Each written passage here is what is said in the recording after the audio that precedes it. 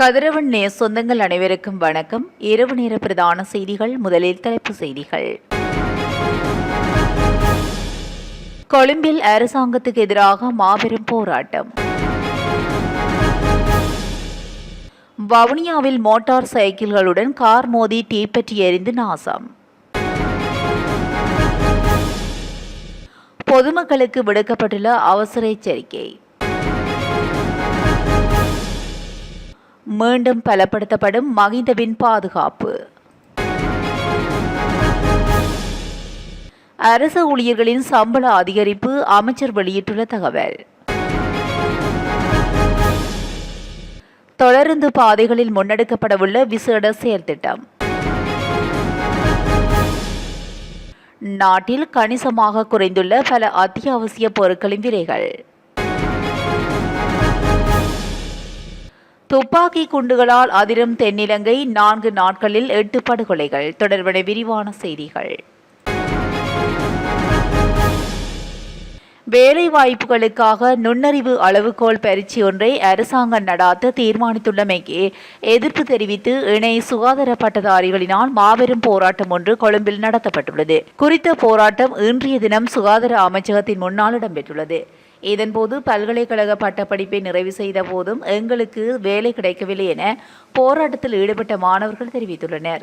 இதேவேளை டிப்ளோமா கல்வியை நிறைவு செய்த மாணவர்களுக்கு வேலை வாய்ப்புகள் கிடைப்பதாகவும் மாணவர்கள் சுட்டிக்காட்டியுள்ளனர். மேலும் வேலை வாய்ப்புக்கு நுண்ணறிவு அளவுகோல் பரீட்சை நடத்தப்படுவதாக இருந்தால் 4 வருடங்கள் கல்வி கற்றதற்கு என்ன பயன் எனவும் மாணவர்கள் கேள்வி எழுப்பியுள்ளனர். வவுனியா பூந்தோட்ட வீதியில் இடம்பெற்ற விபத்தில் கார் மற்றும் மோட்டார் சைக்கிள் முழுமையாக தீப்பற்றி எரிந்துள்ளது. குறித்த சம்பவமானது இன்று இடம்பெற்றுள்ளதாக தெரிவிக்கப்படுகிறது. வவுனியா நகர் பகுதியிலிருந்து பூந்தோட்டம் நோக்கி சென்ற காரும் பூந்தோட்ட பகுதியிலிருந்து வவுனியா நகர் நோக்கி வந்த மோட்டார் சைக்கிளும் நேருக்கு நேர் மோதி இந்த விபத்து இடம்பெற்றுள்ளது. இதனையடுத்து 2 வாகனங்களும் தீப்பற்றி எரிந்த நிலையில் அங்கு குழுமிய மக்களினால் தீயை கட்டுப்படுத்த முயற்சிகள் மேற்கொண்ட போதிலும் அது சாத்தியப்படவில்லை.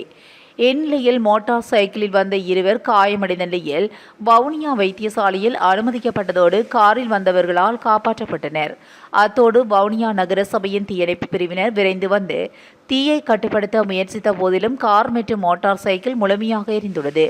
மேலும் விபத்து தொடர்பான விசாரணைகளை வவுனியா போலீசார் மேற்கொண்டு வருகின்றனர். நாட்டின் பல மாகாணங்கள் மற்றும் மாவட்டங்களில் இன்று வெப்பமான வானிலை எச்சரிக்கை வானிலை ஆய்வு திணைக்களம் வெளியிட்டுள்ளது. இதன்படி வடக்கு, வடமத்திய, வடமேற்கு, மேற்கு சப்ரமுவ மாகாணங்கள் மற்றும் காலி மாத்தறை மாவட்டங்களில் சில இடங்களில் வெப்ப குறியீடு மனித உடலில் உணரப்படும் வெப்பநிலை எச்சரிக்கை நிலை வரை அதிகரிக்கும் என்று எதிர்பார்க்கப்படுகிறது. எச்சரிக்கை வெப்பநிலையின் கீழ் நீண்ட நேரம் வெளிப்பகுதியில் தொடர்ந்தும் செயல்பாடுகளில் ஈடுபடுவதனால் வெப்ப பிடிப்புகள் ஏற்படக்கூடும். எனவே பொதுமக்கள் நீரேற்றத்துடன் இருக்கவும் முடிந்தவரை அடிக்கடி வெளிப்புற செயல்பாடுகளை கட்டுப்படுத்தவும் அறிவுறுத்தப்படுகிறார்கள். பாதுகாப்பு மதிப்பாய்வுகளின் அடிப்படையில் முன்னாள் ஜனாதிபதிகளின் பாதுகாப்பு குறித்து நடவடிக்கைகள் எடுக்கப்படும் என தகவல் வெளியாகுள்ளது. குறித்த விடயத்தை காவல்துறை ஊடக பேச்சாளர் புத்திக மனதுங்க தெரிவித்துள்ளார். இதேவேளை முன்னாள் ஜனாதிபதி மஹிந்த ராஜபக்ச உள்ளிட்ட முன்னாள் ஜனாதிபதிகளுக்கு வழங்கப்பட்ட பாதுகாப்பு மறு ஆய்வு செய்யப்பட்டுள்ளதாக பாதுகாப்பு வட்டாரங்கள் தெரிவிக்கின்றன. மஹிந்த ராஜபக்ச உட்பட முன்னாள் ஜனாதிபதிகளின் உயிர்களுக்கு அச்சுறுத்தல் ஏற்பட்டுள்ளதாக எதிர்க்கட்சிகளின் சில உறுப்பினர்கள் குற்றச்சாட்டுகளை முன்வைத்து வருகின்றனர். குறிப்பாக மஹிந்த ராஜபக்சவுக்கு IS அமைப்பு மற்றும் விடுதலை புலிகள் அமைப்பிலிருந்து உயிர் அச்சுறுத்தல் விடுக்கப்படுவதாக ஸ்ரீலங்கா பொதுஜன பெரமுன கூறி வருகிறது. இதேவேளை நாட்டில் தற்போது இடம்பெற்று வரும் தொடர் துப்பாக்கி சூட்டு சம்பவங்கள் மக்கள் மத்தியில் அச்சத்தையும் மற்றும் அரசின் மீதான அதிருப்தியையும் ஏற்படுத்தியுள்ளது. இந்நிலையில் முன்னாள் ஜனாதிபதிகளின் பாதுகாப்பு பலப்படுத்தப்பட மீளாய்வு செய்யவோ அல்லது குறைக்கப்படுவது குறித்தும் ஆராயப்பட்டு வருவதாக தகவல் வெளியாகியுள்ளது. இந்த வருடம் முதல் அரசு சேவையில் உள்ள ஊழியர்களின் சம்பள அதிகரிப்புக்காக 110 பில்லியன் ரூபாய் ஒதுக்கப்பட்டுள்ளதாக அமைச்சரவை பேச்சாளர் அமைச்சர் வைத்தியர் நலிந்த ஜெயதிச தெரிவித்துள்ளார். குறித்த விடயத்தை இன்று நாடாளுமன்ற அமர்வின் போது அவர் குறிப்பிட்டுள்ளார். மேலும் கருத்து தெரிவித்த அமைச்சர் இந்த நாட்டில் உள்ள அரசு ஊழியர்களுக்கு கடந்த காலங்களில் இதுபோன்ற கொடுப்பனவுகள் வழங்கப்பட்டிருக்கவில்லை எனவும் சுட்டிக்காட்டினார். COVID-19 தொற்று காலத்தில் தவறான அரசியல் முடிவுகள் எடுக்கப்படும் போது கூட சுகாதாரத்துறை ஊழியர்கள் தங்களின் பங்களிப்பினை பெற்றுக் கொடுத்ததன் காரணமாகத்தான் சுகாதாரத்துறை ஓரளவு சீரான நிலையில் கொண்டு செல்ல முடிந்துள்ளதாக தெரிவித்திருந்தார்.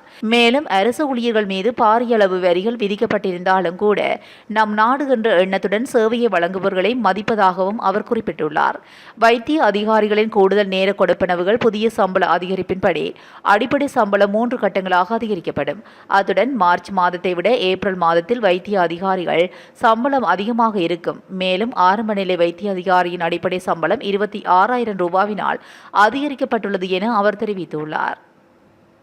மட்டக்களப்பு கொழும்பு தொடருந்து பாதையில் காட்டுப்பகுதியில் காட்டு யானைகள் தொடருந்துகளில் மோதுவதை தடுக்க சிறப்பு திட்டம் செயல்படுத்தப்பட்டு வருவதாக வீடமைப்புத்துறை பிரதி அமைச்சர் DP சரத் தெரிவித்துள்ளார்.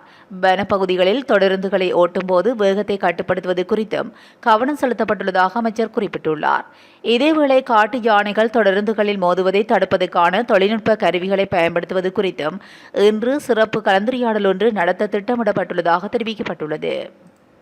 நாட்டில் பல அத்தியாவசிய பொருட்களின் விலைகள் கணிசமாக அளவு குறைந்துள்ளதாக தேசிய நுகர்வோர் முன்னணி தெரிவித்துள்ளது. 1,400 ரூபாய்க்கு விற்கப்பட்ட 1 கிலோ நெத்தலி விலை 800 ரூபாவாக குறைந்துள்ள நிலையில் 1,400 ரூபாய்க்கு விற்கப்பட்ட 1 கிலோ கொண்டை கடலை 600 ரூபாவாக குறைந்துள்ளது. கடந்த ஆண்டு அதிகரித்த வெங்காயத்தின் விலை இந்த ஆண்டு 800 ரூபாவாக உயர்ந்துள்ளது. எனினும் தற்போது 1 கிலோ வெங்காயத்தை 200 முதல் 220 ரூபாய் வரை கொள்வனவு செய்ய முடியும். கடந்த ஆண்டு 1 கிலோ கோதுமை மாவின் விலை 320 ரூபாயாக இருந்த நிலையில் இன்று அதன் விலை 165 ரூபாவாக உள்ளது. கடந்த காலத்தில் 600 ரூபாவாக உயர்ந்திருந்த டின்மீன் விலை இன்று 380 ரூபாவாக குறைந்துள்ளது. இதற்கிடையில் முட்டை மற்றும் கோழி இறைச்சியின் விலையும் கணிசமாக குறைந்துள்ளதாக வியாபாரிகள் தெரிவித்துள்ளனர். கடந்த ஆண்டு பிப்ரவரியில் ஒரு முட்டையின் விலை 60 முதல் 65 ரூபாய் வரை இருந்தது. இன்று ஒரு முட்டையின் விலை 27 முதல் 30 ரூபாய் வரை குறைந்துள்ளது. முன்னதாக கோழி விலை இறைச்சி விலை கிலோ ஒன்றுக்கு 1,600 ரூபாவாக இருந்துள்ளது. இன்று 1 கிலோ கோழி இறைச்சி 900 முதல் 1000 ரூபாயில் வரையில் கொள்வனவு செய்ய முடியும் என தேசிய நுகர்வோர் முன்னணி தெரிவித்துள்ளது. நாட்டில் கடந்த 18ஆம் தேதி முதல் 21ஆம் தேதி வரையிலான 4 நாட்களில் 8 கொலைகள் நடந்துள்ளதாக எதிர்க்கட்சித் தலைவர் சஜித் பிரேமதாச தெரிவித்துள்ளார். குறித்த விடயத்தை நாடாளுமன்றத்தில் இன்று எதிர்க்கட்சித் தலைவர் சஜித் பிரேமதாச சுட்டிக்காட்டினார். மேலும் கருத்து வெளியிடுகையில் பாதாள உலக கும்பல்களுக்கு இடையே இடம்பெற்று வரும் இந்த கொலை கலாச்சாரம் தேசிய பாதுகாப்புக்கு பிரச்சனையாக காணப்படுகிறது எனவும் எதிர்க்கட்சித் தலைவர் குறிப்பிட்டுள்ளார். மேலும் அண்மைய தினத்தில் நீதிமன்றத்துடன் நடந்த மிலேச்சத்தனமான கொலையுடன் தொடர்புடைய பெண்ணின் வண்ண புகைப்படங்கள் உள்ளிட்ட தகவல்கள் புலனாய்வு தரப்புக்கு கிடைக்கப்பெற்றுள்ளன. இது தொடர்பிலான புலனாய்வு அறிக்கைகளை ஊடகங்கள் செய்தி வெளியிட்டுள்ளன. குறித்த கொலை தொடர்பிலான தகவல்கள் புலனாய்வு பிரிவினருக்கு கிடைக்கப்பெற்றிருந்தன. இவ்வாறு தகவல்கள் கிடைக்கப்பெற்றிருந்தும் பாதுகாப்பு குறைபாடுகள் ஏற்பட்டமை குறித்து தெளிவான விளக்கம் இங்கு வழங்கப்பட வேண்டும். எனவே மிலேச்ச கொலையாளிகளின் இந்த செயல்கள் பெரும் பிரச்சனையாக காணப்படுகின்றன. புலனாய்வு பிரிவுக்கு தகவல் கிடைக்கப்பெற்ற பிறகு அது குறித்த நடவடிக்கைகளை எடுக்க இதைவிடவும் முறையான திட்டம் ஒன்றை முன்னெடுக்க வேண்டும் என எதிர்க்கட்சித் தலைவர் சஜித் பிரேமதாச தெரிவித்துள்ளார். இத்துடன் இரவு நேர பிரதான செய்திகள் நிறைவடைகின்றன. தொடர்ந்தும் செய்திகளோடு இணைந்திருக்க கதிரவன் நேசுடன் இணைந்திருங்கள். நன்றி, வணக்கம்.